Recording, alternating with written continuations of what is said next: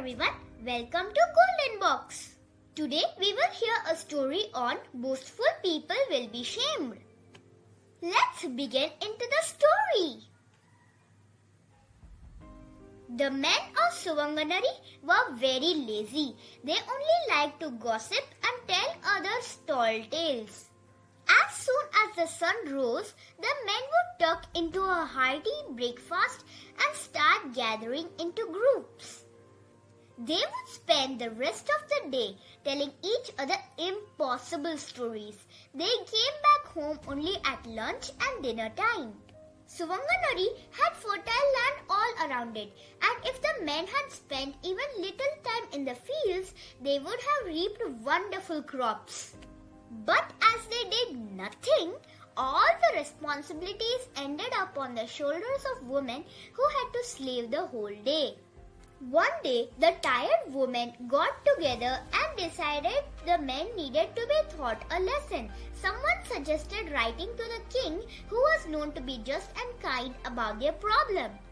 So, a letter was written and sent off. The women went back to their work but kept a sharp lookout to see if the king would send any help. But many days passed, and slowly the women began to lose hope. After all, why would the king of such a vast empire be concerned about the plight of a few women in a tiny village like theirs? A month passed, and soon it was a full moon night. The men ate their dinners, and because it was so beautiful and well lit outside, they gathered again to chat and boast. That night, they were trying to prove to one another that they were capable of performing the impossible of tasks. As they sat talking and the stories flew around, a tall, handsome stranger joined them. Seeing his noble features and intelligent eyes, every man wanted to prove himself better than the others and impress him. One said, "I need a map of our kingdom before I left the womb of my mother. As soon as I was born, I ran to the capital and met the king. My mother had such trouble bringing me back home." Everyone was impressed with the story, but not to be outdone, a second man said, "So what is so great about that? When I was just a day old, I could ride a horse. I sat on a big horse and rode all the way to the king's palace. He received me with great love and we had the most delicious breakfast together." Now the third man said, "That's nothing. I sat on an elephant when I was a week old and had lunch with the king in his palace." Before the admiring murmurs could lie down, a fourth one said, "I was a month old when I flew like a bird and landed in the king's garden. He picked me up lovingly and even let me sit with him on his throne."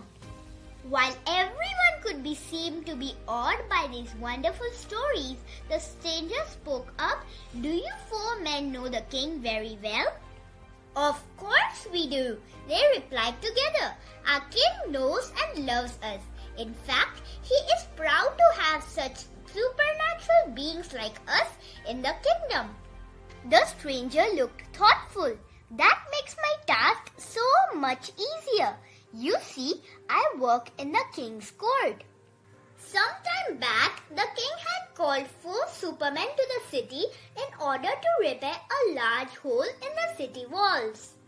As you know, we use the largest, toughest stones for building these walls, and they could be lifted and put in place only by these supermen. The 4 asked to be paid in gold bars, and the king gave them the money.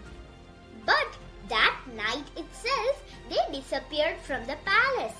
I have been wandering the kingdom ever since for looking them.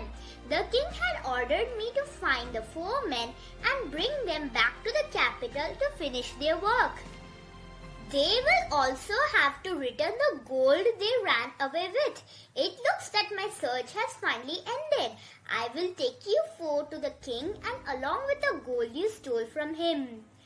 And I shall be the rich one now." By the time the stranger finished telling this amazing story, the men's faces had turned ashamed. What trouble had their lies landed them in? Together they dived at the stranger's feet. "Save us!" they wailed. "Those were all lies. We were just a bunch of lazy men. If you forget our stories, we promise to stop telling lies and do some honest work." The stranger smiled. "So be it. I will tell the king that there are no supermen in this village, only hardworking, ordinary men and women." That night itself, he left the village, and the woman was sure that they saw a happy twinkle in his eyes as he rode away on a handsome white horse fit to belong to the king's stables.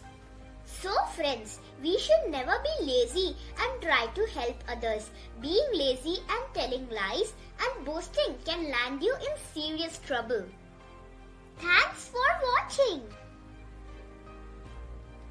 This is Golden Box zooming out. Bye.